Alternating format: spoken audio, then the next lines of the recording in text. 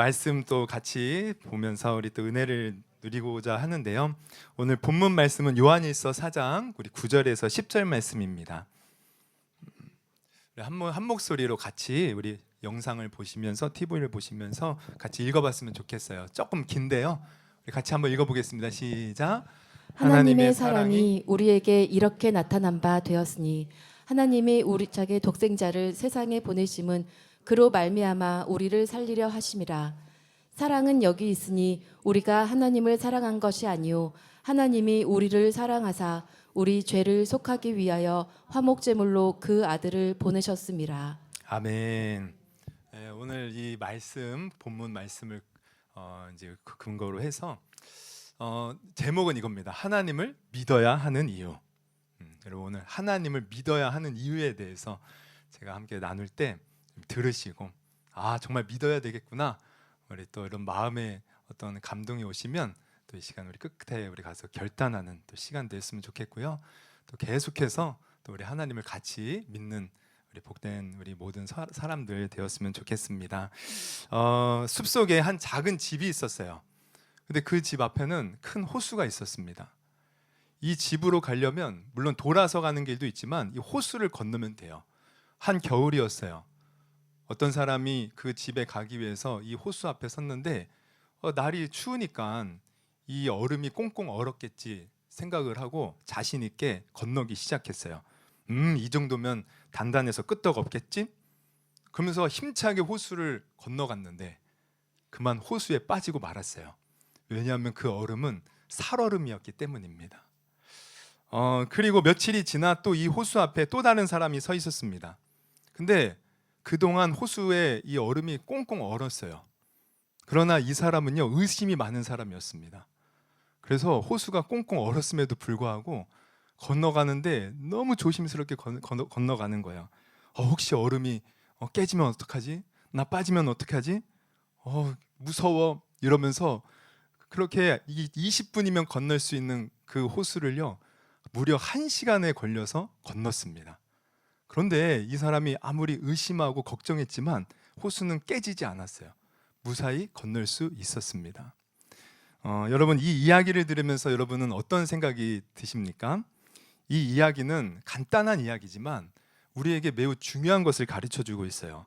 그것은 호수를 건너는 사람이 빠지고 안 빠지는 이것은 빠지고 안 빠지고는 사람의 확신에 달린 것이 아니라는 것입니다. 한 사람은 아무리 확신으로 나는 절대 빠지지 않아 그랬지만 빠졌어요. 그러나 한 사람은 의심하고 또 의심했지만 빠지지 않았습니다.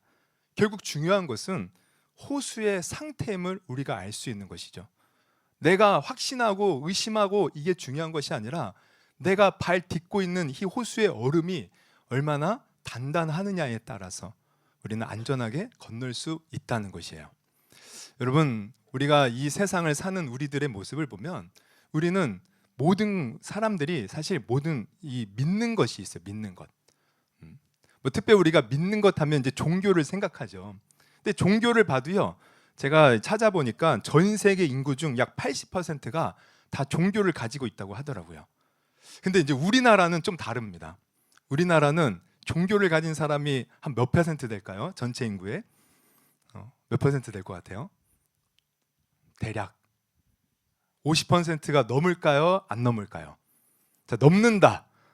손 50%가 넘는다. 종교를 가진 사람, 뭐 불교, 천주교, 뭐 기독교, 뭐 여러 종교를 다 합쳐서 그러면은 50%를 넘지 않는다. 어떻게 아시네요? 50%를 넘지 않습니다. 한 40%대예요. 나머지는 무종교인이라고 대답을 한다는 거죠. 그런데 이제 어쨌든 전 세계적으로는 종교를 다 가지고 있어요. 대부분. 그런데 종교를 가지고 있지 않아도 우리는 뭔가를 믿고 살아간다는 거예요. 여기서 믿는다는 것은 단순히 어떤 존재가 있다, 신적인 존재가 있다 이것을 믿는 것이 아니라 내가 뭔가를 의지하는 것을 말해요. 내가 그것을 붙들고 그것을 의지하면서 살아가는 거죠. 예를 들면 어떤 사람은 자식의 지식을 믿고 사는 거예요. 내가 이러한 지식이 있으니 내 삶은 앞으로 잘 될 거야. 나는 문제 없이 살 거야. 이런 어떤 믿음, 신념이죠. 또 어떤 사람은 자신의 건강한 육체와 힘을 믿는 사람이 있어요. 흔히 이제 두 주먹을 믿고 산다 그러죠. 사실 저도 예전에는 제 두 주먹을 믿고 살았습니다.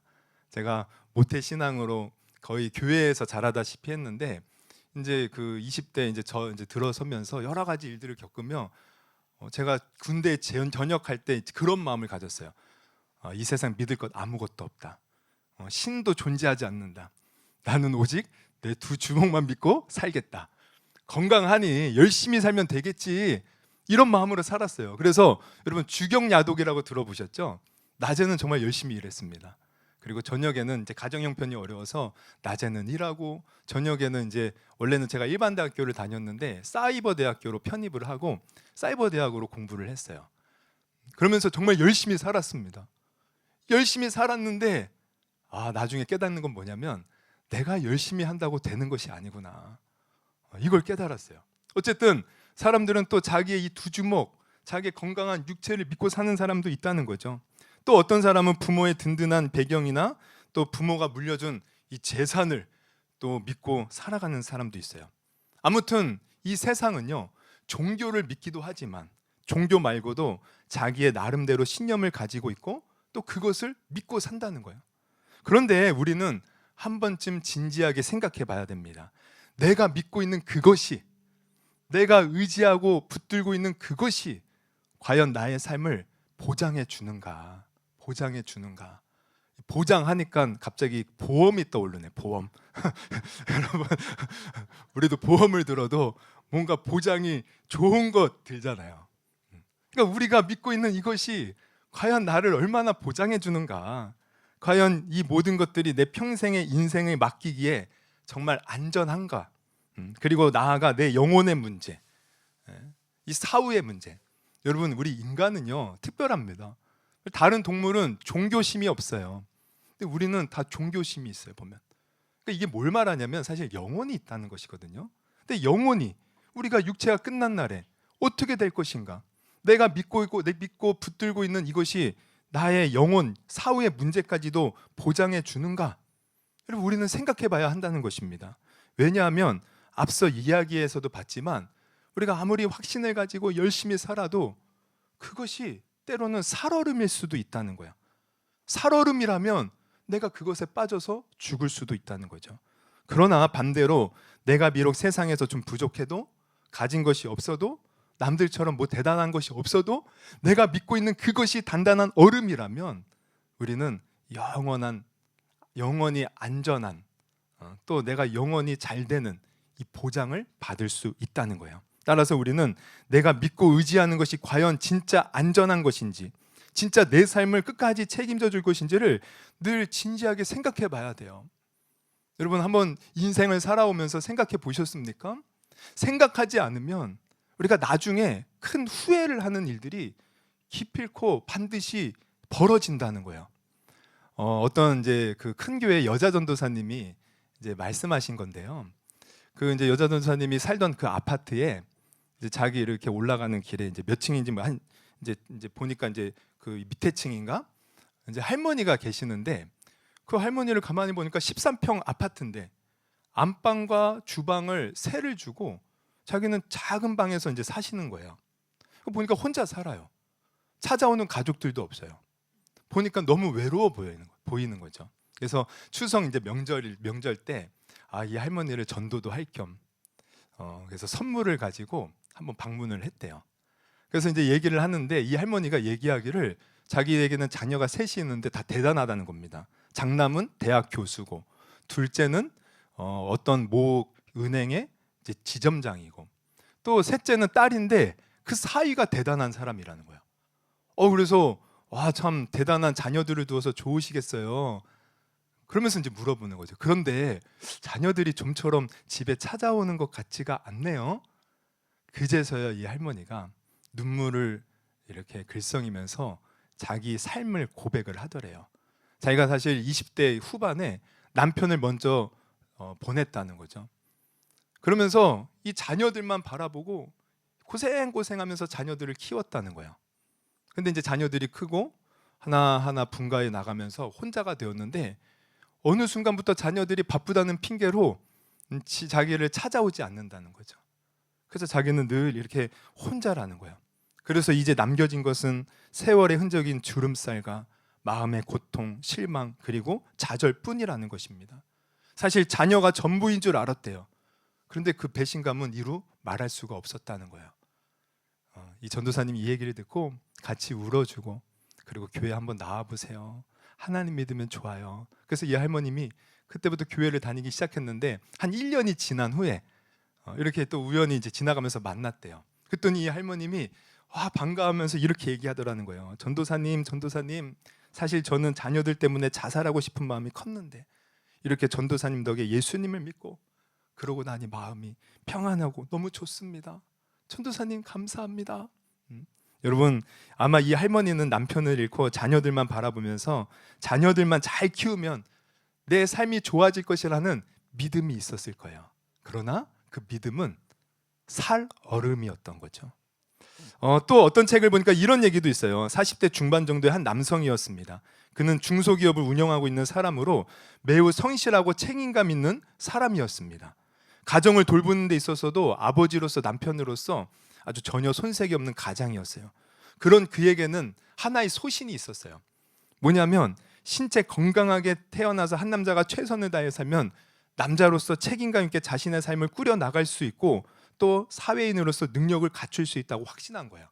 그러니까 자기가 그렇게 자수성가한 거죠. 열심히 하면 된다.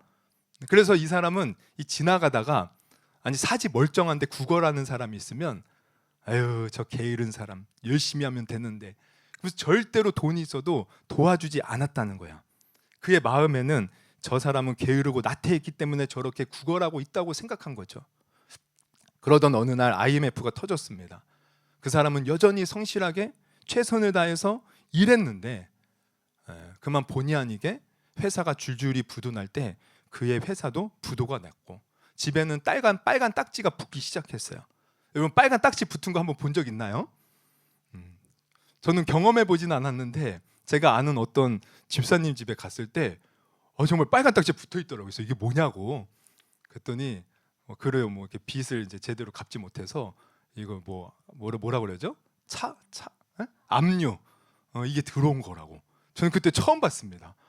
그러니까 이 사람도 이제 그 빨간 딱지가 붙은 거죠. 순식간에 빚쟁이들이 몰려오고 그는 그들을 피해서 갈 곳 없어 도피 생활을 하다가 결국 이 사람도 서울역의 노숙자 신세가 된 것입니다. 서울역에 앉아 거짓골을 하고 있는 자신의 모습을 보면서 그는 혼란에 빠졌어요. 자신은 열심히 하면 된다는 믿음이 있었는데 이 믿음이 다 산산이 깨어져 버린 거예요. 그는 정말 성실히 일했고 최선을 다했는데 그럼에도 불구하고 노숙자가 되어 있는 자신의 모습을 보면서 아, 최선을 다해도 안 되는 게 있구나. 내가 일방적으로 저 구걸하는 사람들을 판단한 것 내 잘못이었구나. 이것을 깨달았다는 거예요. 자기의 그 믿음과 신념과 소신이 깨어지는 것을 경험했다는 것입니다. 여러분, 우리가 이렇게 세상에서 믿는 것이 살얼음처럼 부서지는 일들은 너무 많아요. 여러분 사실 종교도 마찬가지예요. 종교. 여러분 종교를 우리가 이렇게 분석을 해보면 한 가지 공통점이 있습니다. 그것은 뭐냐면 죄를 짓지 않고 착한 일을 많이 하면 좋은 곳으로 간다는 거예요. 우리 불교에서는 착한 일 많이 하면 어디로 갑니까? 뭐 극락을 간다고 하죠. 또 불교도 여러 가지 종파들이 있어요. 원불교 같은 경우는 뭐 환생을 한대요. 근데 좋은 일을 많이 해야 좋은 어떤 그런 존재로 환생을 하지, 나쁜 일 하면은 저 바퀴벌레로 저 지렁이로 환생한다는 거죠. 여러분 이슬람도 마찬가지입니다. 우리가 이슬람을 보면 이슬람을 믿는 사람들을 무슬림이라고 하는데 무슬림들은 하루에 몇 번 기도하죠? 5번 기도를 해요. 저 예루살렘 성전 그 황금도 믿는 것을 바라보면서. 근데 그들이 기도를 할 때 가끔씩 이렇게 기도하고 나서 양옆을 쳐다본다는 거예요. 그 왜 쳐다보는가? 제가 이슬람 그 대학원 다닐 때 수업을 들으면서 교수님한테 들었는데 양옆에 이슬람 사람들은요 양옆에 두 천사가 있다고 믿는데요. 그래서 한 천사는 이 사람이 착한 일을 한 것을 쌓아두는 거예요. 그리고 또 한 천사는 이 사람이 나쁜 짓을 하는 것을 쌓아둬요. 그래서 이 사람이 딱 죽었을 때 그것을 이제 저울로 재는 거죠. 그래서 만약 착한 일을 많이 하면 저울이 착한 쪽으로 기울겠죠. 그럼 이 사람은 천국, 나쁜 쪽으로 기울면 지옥. 근데 또 이슬람에서 말하는 천국은 기독교에서 말하는 천국과 달라요. 그들은 이제 뜨거운 그 기후에서 살잖아요. 그들이 바라는 천국은 뭐냐면 이렇게 오아시스가 펼쳐진 곳에 침대가 놓여 있어요. 거기 아주 팔자 좋게 누워 있을 때 한 번도 남자의 손을 타지 않은 수처녀가 옆에서 부채질을 해주는 거예요. 그러면서 술을 따라주는 거죠. 이들이 바라는 천국입니다. 근데 죽어봐야 아는 겁니다. 내가 정말 착한 일을 많이 했는지 나쁜 일을 많이 했는지 살아생전은 모르는 거예요. 근데 여러분 그거 아세요? 그들이 내가 착한 일 많이 했는지 나쁜 일을 많이 했는지 모르지만 아주 천국으로 직행하는 길이 있대요. 그게 뭐냐면 이 알라를 위해서 죽는 거예요. 죽으면 바로 직행한다. 그래서 그들은 그렇게 많이 자살 폭탄 테러를 하는 겁니다. 자기가 그렇게 죽으면 바로 천국으로 직행한다고. 어쨌든 이런 종교들의 특징을 보면은 착한 일을 많이 하면 좋은 곳에 가. 그럼 이것은 곧 무엇을 말합니까? 좋은 곳으로 가는 그것은 누구에게 달린 거예요? 자기 자신에게 달린 거예요. 내가 열심히 해야 좋은 곳에 가는 거죠. 그렇다면 이것은 살얼음 중에서도 살얼음이죠. 왜냐하면 여러분 우리 인간 얼마나 연약합니까? 내가 착한 일을 한다고 했을 때 나쁜 일보다 착한 일을 하리라는 보장도 없고요. 또 착한 일을 하면 어떤 것이 착한 일이고 얼마나 더 많은 착한 일을 해야 됩니까? 여러분 착하다는 기준도요. 세상에 따라서 또 시대에 따라서 나라에 따라서 다 다릅니다. 그러면 이 모든 것은요 다 뭐예요? 이렇게 확실한 게 없는 거예요. 정말 이것만큼 살얼음판을 걷는 것이 없어요. 여러분 종교의 특징도 이렇습니다. 여러분 이렇게 세상은요 우리가 정말 마음 놓고 믿고 의지할 게 없다는 거예요. 그러나 저는 오늘 여러분에게 자신 있게 정말 우리가 믿고 의지할 수 있는 분이 있으니 그분을 소개하고 싶습니다. 그분은 다름이 아니라 바로 우리 교회에서 믿는 기독교에서 믿는 하나님이십니다. 할렐루야. 하나님이야말로 우리가 정말 의지해도 되고 믿어도 되고 그분께 모든 것을 맡겨도 되는 단단한 얼음과 같은 분이시라는 거예요.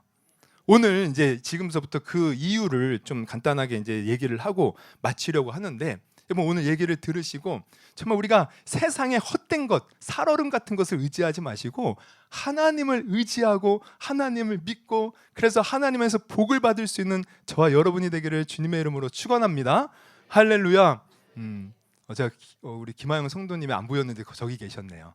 네, 감사합니다. 우리 진우도 있고 너무 감사해요. 그러면 제가 하나님을 절대로 깨지지 않는 안전한 호수의 얼음과 같은 분이라고 말하는 이유를 말씀드리면 첫째는 이런 거예요. 그분은 우리 인간이 상상으로 만들어 놓은 신이 아니라 정말 스스로 먼저 계신 분이라는 거예요. 그래서 항상 인간이 먼저 하나님을 찾지 않고 우리가 이 성경을 보면 하나님이 먼저 인간을 찾아오는 것을 보게 돼요. 하나님이 먼저 우리를 찾아오는 거예요. 그러니까 대부분의 다른 이 종교를 보면 사람이 뭔가 노력해서 신에게 다가가려고 합니다. 뭔가 노력해서 신으로부터 지성이면 감천이라고 그 축복을 끌어내리려고 해요. 그런데 하나님은 다르다는 거예요. 하나님은 늘 먼저 찾아오셔요. 성경에서 그걸 보여줍니다. 성경의 역사를 보면 우리가 이스라엘 역사라고 하는데 이스라엘 역사는 하나님을 배신하고 배반하고 끊임없이 다른 신을 섬기고 하나님 말씀 듣지 않는 역사예요. 근데 하나님은 그들을 끝까지 찾아가시는 거예요. 선지자를 보내셔 찾아가시고 때로는 직접적으로 말씀하시기도 하시고 또 여러 가지 현상들을 통해서 알려주시고 그러면서 끝까지 찾아가셔요. 자신을 이렇게 먼저 드러내고 우리에게 먼저 복을 약속하셔요. 여러분 우리 기독교에서 믿음의 조상하면 여러분 믿지 않는 사람들도 아실 것 같은데 믿음의 조상하면 누구죠? 네, 아브라함이죠. 아브라함. 근데 아브라함도 보면 아브라함이 먼저 하나님을 선택한 게 아닙니다. 하나님이 먼저 아브라함을 찾아와요. 우리 한번 성경을 찾아보면 창세기 12장 1절 여호와께서 아브라함에게 이르시되 너는 너의 고향과 친척과 아버지의 집을 떠나 내가 내게 보여줄 땅으로 가라. 내가 너로 큰 민족을 이루고 내게 복을 주어 내 이름을 창대하게 하리니 너는 복이 될지라. 사실 이제 그 아브라함의 아버지는요 데라라는 사람인데, 전승에 따르면 이 사람은 갈대아 우루, 그러니까 지금의 이라크 저 유프라테스 강 그쪽에 이제 살면서 우상을 만들어 팔던 사람이었대요. 그러니까 아브라함은요 우상 장수의 아들이었어요. 하나님을 모르던 자였어요. 그런데 하나님이 먼저 이렇게 찾아와서 너가 고향과 아버지와 친척 그 집을 떠나서 내게 지시할 땅으로 가면 내가 너로 큰 민족을 이루게 하고 너에게 복을 주겠다, 복이 되게 하겠다, 이 약속을 먼저 하시는 거예요. 그래서 아브라함이 그 말씀에 순종하여 하나님 말씀 따라갔더니 정말 오늘날 우리가 믿음의 조상이라 불리는 믿음의 사람이 된 것이죠. 정말 큰 하나님의 복을 받은 사람이 되었다는 거예요. 여러분, 이뿐만이 아닙니다. 이제 나중에 이 아브라함의 자손들이 우리가 아는 이스라엘 민족이 돼요. 이스라엘 민족으로 성장을 해요. 그래서 그 성장하는 과정을 보면 이것은 세상 역사에도 기록된 것인데, 바로 이집트라는 나라에서 400년 동안 노예 생활을 합니다. 그곳에서 온갖 고된 노역을 하면서 이제 당시의 그 역사를 보면 국고성인 비동과 라암셋을 짓는 일을 했다고 해요. 근데 너무나도 힘든 거예요. 그래서 이들이 그 조상 아브라함이 믿었던 하나님께 부르짖습니다. 우리 좀 살려주세요. 하나님이 그 부르짖음을 들어요. 그러면서 이제 그들을 구원할 계획을 세우기 위해서 한 사람을 부르시는데, 그 사람이 누굽니까? 우리 믿지 않는 분들도 아마 들어보셨어요. 모세란 모세. 근데 모세가 처음 하나님께 부름 받을 때 모세가 먼저 내가 가겠습니다, 나를 보내주세요, 이게 아니에요. 하나님이 먼저 모세를 부르셨다는 거예요. 출애굽기 3장 4절, 여호와께서 그가 보려고 돌이켜 오는 것을 보신지라 하나님이 떨기나무 가운데서 그를 불러 이르시되 모세야 모세야 하시매 그가 이르되 내가 여기 있나이다. 그러면서 이 모세에게 이제 9절부터 보면은 이렇게 말씀하셔요. 이제 가라, 이스라엘 자손의 부르짖음이 내게 달하고 애굽 사람이, 이 애굽은 이집트입니다. 애굽 사람이 그들을 괴롭히는 학대도 내가 보았으니 이제 내가 너를 바로에게 보내어 너에게 내 백성 이스라엘 자손 애굽에서 인도하여 내게 하리라. 하나님이 이렇게 먼저 보내시는 거예요. 근데 재밌는 것은 뒤에 이제 내용을 보면요, 모세가요 못 간다고 막 뺍니다. 저 이집트의 파라오, 내가 어찌 그를 대항할 수 있겠습니까? 나는 힘이 없습니다. 나는 말도 못합니다. 나는 아무것도 가진 것이 없어요. 하나님이 가라 가라 하는데 끝까지 못 가겠다고 해요. 그래서 하나님이 화도 내셔요. 화도. 이놈의 자식 가라니까 화도 내셔요. 그래서 모세가요 그 하나님께서 가라는 그 겉면의 말을 듣고 용기를 내어 하나님이 함께 하시겠지 하고 간 겁니다. 그래서 그 하나님이 함께 하심으로 정말 큰 이적을 통해서 애굽에서, 이집트에서 이스라엘 민족을 구원할 수 있었다는 거예요. 그러니까 이렇게 하나님이 먼저 찾아가. 성경은 다 그렇습니다. 우리 인간은 하나님을 몰라요. 하나님 없이 살아요. 그러면서 온갖 고통을 당해요. 근데 하나님이 먼저 찾아가셔서 먼저 부르시고 먼저 축복을 약속하시고, 그러면서 그들을 또한 함께 하시면서 그가 하나님 안에서 그 복을 받을 수 있도록 이끌어 주셔요. 그러면 이건 뭘 말합니까? 여러분, 이 하나님은 사람이 만들어 놓은 것이 아니라는 거예요. 바로 하나님은 먼저 우리가 있기 전부터 존재하셨고, 그리고 우리를 찾아와서 우리에게 정말 복 주시는 하나님, 그래서 우리는 하나님을 믿어도 된다는 것입니다. 정말 너무나도 확고한 견고한 얼음과 같은 분이시라는 거예요. 믿어도 우리가 후회할 일이 없다는 것입니다. 또 둘째로, 제가 하나님을 절대로 깨지지 않는 안전한 호수의 얼음과 같은 분이라고 말하는 이유는, 물론 하나님 우리가 존재하셔요. 근데 이 하나님은 그냥 베일에 쌓인 분이 아니라 사실 자신을 언제나 드러내시는 분, 특히 성경을 통해서 드러내시더라고요. 여러분, 세상에 이런 신이 어디 있습니까? 여러분, 하나님은 이 자연 만물을 통해서도 자신의 존재를 사실 드러내셔요. 이 얼마나 아름답습니까? 그런데 뭐 하나님을 믿지 않는 사람들도 이 자연을 통해서 그래 신이 있겠지라고 막연히 생각할 수 있는데, 하나님은 이 자연뿐만 아니라 특별히 자신에 대해서 정확하게 보여주는 것을 우리에게 주셨는데, 그게 뭐냐? 바로 성경입니다. 성경. 여러분, 성경을 보면 우리가 성경책, 우리가 이제 한 권으로 주로 들고 다니는데, 사실 성경에는요 66권의 책들이 모여져 있어요. 근데 이 66권의 책들이 한 사람에 의해서 기록된 것이 아니라 한 40여 명의 사람에 의해서 기록되었고, 또 기록된 시기를 보면 창세기부터 마지막이 이제 요한계시록인데 거의 시기가요 한 1500년의 이 차이가 있어요. 그러면서 성경이 기록되어 한 권의 책이 되었는데, 그러면 이것은 정말 놀라운 것입니다. 이 성경이 66권으로 사람도 기록된 사람도 다르고 시대도 다른데, 정말 놀랍고 놀라운 것은 한 가지 주제로 이 성경이 통일이 되더라는 거예요. 여러분, 이거는 정말 있을 수 없는 일이에요.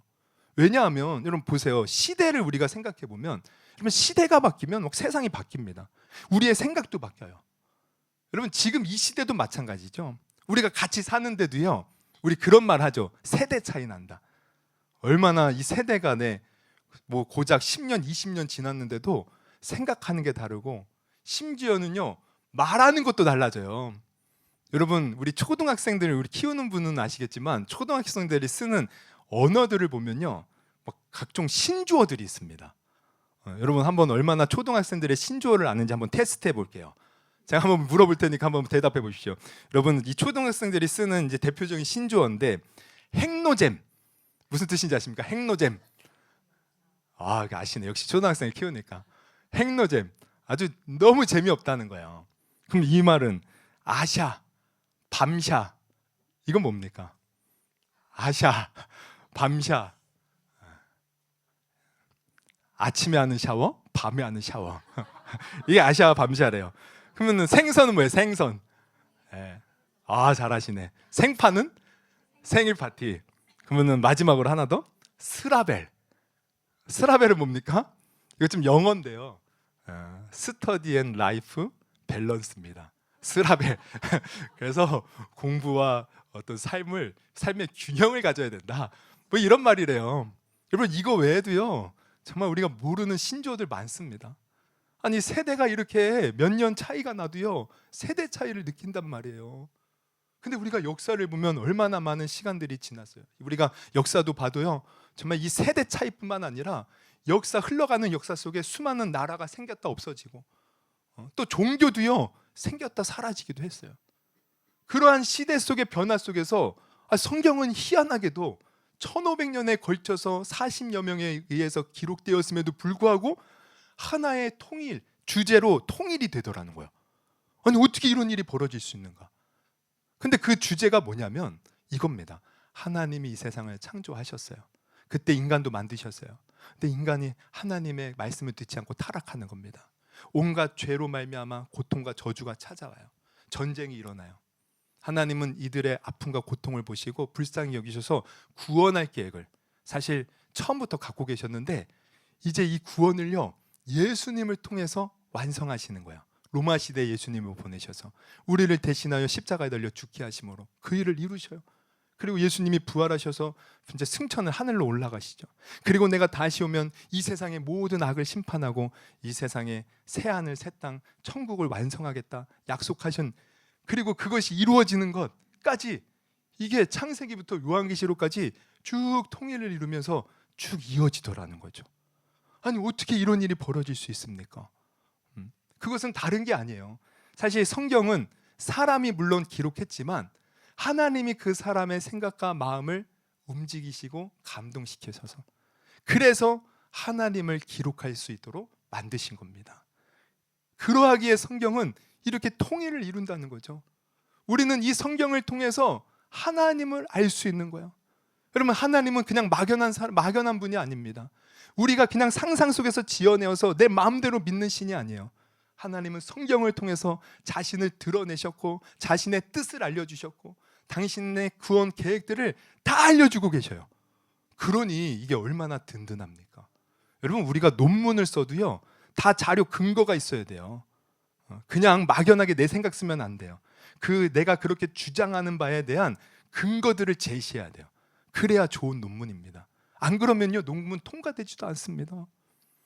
여러분 하나님을 우리가 믿는 근거 성경에 다 있다는 거예요. 그러니 얼마나 우리가 믿기에 확실한 것입니까? 정말 이것은 깨지지 않는 단단한 얼음이 된다는 것을 여러분 오늘 깨달을 수 있기를 주님의 이름으로 부탁드립니다. 그리고 마지막으로 하나님을 절대로 깨지지 않는 안전한 호수의 얼음과 같은 분이라고 말할 수 있는, 이렇게 이제 좀 전에 앞서 성경은 하나님의 말씀이라고 했잖아요.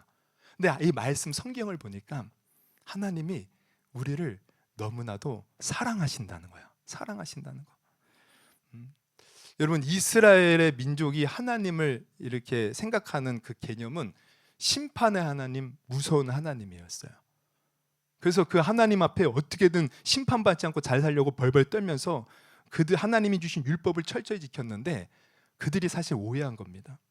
하나님은 우리를 사랑하시는 하나님이셔요. 그래서 우리를 너무 사랑하셔서 우리가 하나님을 사랑하기 전에 하나님은 우리를 먼저 사랑하셨고, 또 더 중요한 건 뭔지 아세요? 우리가 사랑받을 자격이 없는데 우리를 사랑하셨어요.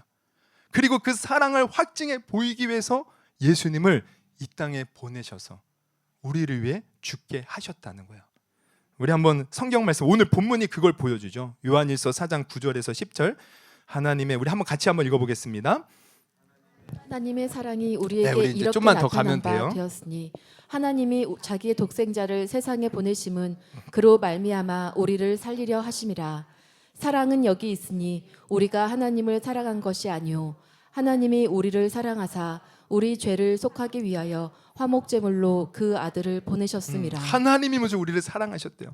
심지어 우리가 죄인 되었을 때 하나님이 사랑하셨다는 거. 로마서 5장 8절도 읽어봅니다. 시작. 우리가 아직 죄인 되었을 때 그리스도께서 우리를 위하여 죽으심으로 하나님께서 우리에 대한 자기의 사랑을 확증하셨느니라. 여러분, 세상에 이런 사랑이 어디 있습니까? 세상에 나의 원수 같은 사람, 나에게 큰 해를 끼친 사람, 그럼 그 사람을 우리가 사랑할 수 있겠습니까? 근데 하나님은 이렇게 먼저 우리를 사랑하여 주셨다는 거예요. 우리가 자격이 없음에도 불구하고, 우리가 큰 죄를 지었음에도 불구하고. 그러면 왜 하나님은 그렇게 우리를 사랑하셨을까? 하나님이 우리를 만드신 하나님 아버지가 되시기 때문에. 그리고 이제 우리가 그 하나님이 이렇게 우리를 위해서 아들을 주셨는데, 이제 우리가 구원받는 길은 뭐냐면 그 아들을 그냥 믿기만 하면 된다는 거예요. 여러분, 아까도 봤지만 우리 다른 종교들은 내가 열심히 해서 구원받아요. 근데 하나님은 아들을 먼저 우리에게 보내주셔서 사랑을 보여줬으니 너희들이 그냥 이것을 믿음으로 받아들이면 너희들 구원받을 수 있다는 거예요. 요한복음 3장 16절 하나님이 세상을 이처럼 사랑하사 독생자를 주셨으니 이는 그를 믿는 자마다 멸망하지 않고 영생을 얻게 하려 하심이라. 이것은 하나님의 그저 값없이 주시는 은혜의 선물입니다. 에베소서 2장 8절에서 9절 너희는 그 은혜에 의하여 믿음으로 말미암아 구원을 받았으니 이것은 너희에게서 난 것이 하나님의 선물이라. 우리 9절 한번 같이 읽어볼까요? 행위에서 난 것이 아니니 이는 누구든지 자랑하지 못하게 함이라. 여러분, 아까도 말씀드렸지만 다른 종교는 행위를 강조합니다. 착한 일을 많이 해야 된다는 거예요. 여러분, 우리 천주교도 마찬가지입니다. 천주교도 보면 행위, 선을 많이 쌓고 공덕을 많이 쌓아야 좋은 데 간다. 먼저 죽은 사람들도 저 연옥에 있는데 우리가 선을 많이 쌓으면 그 연옥에 있는 사람이 천국에 간다. 끊임없이 행위를 강조하는 거예요. 그러나 성경은 분명히 우리에게 알려줘요. 믿음으로 말미암아 값없이 하나님의 선물로 구원받을 수 있다. 로마서 3장 23절에서 24절 모든 사람이 죄를 범하였음에 하나님의 영광에 이르지 못하더니 그리스도 예수 안에는 속량으로 말미암아 하나님의 은혜로 값없이 의롭다 하심을 얻은 자 되었느니라. 여러분, 이렇게 하나님은 우리 보고 스스로 잘하라고 하지 않습니다. 사실 하나님은 다 알고 계셔요.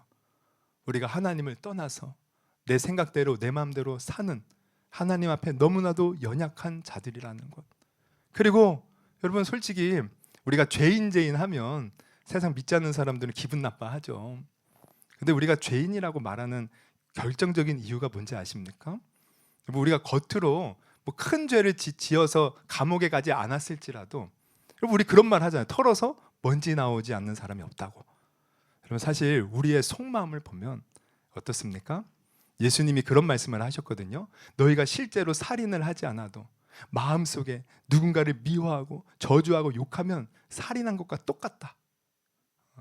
근데 여러분, 우리의 삶을 보십시오. 여러분은 한 번도 마음속으로 누군가를 욕한 적이 없으십니까? 미워한 적이 없으십니까? 여러분, 사실 우리의 속을 들여다보면 온갖 사실 꾸정물로 더러운 것들로 가득 차 있어요.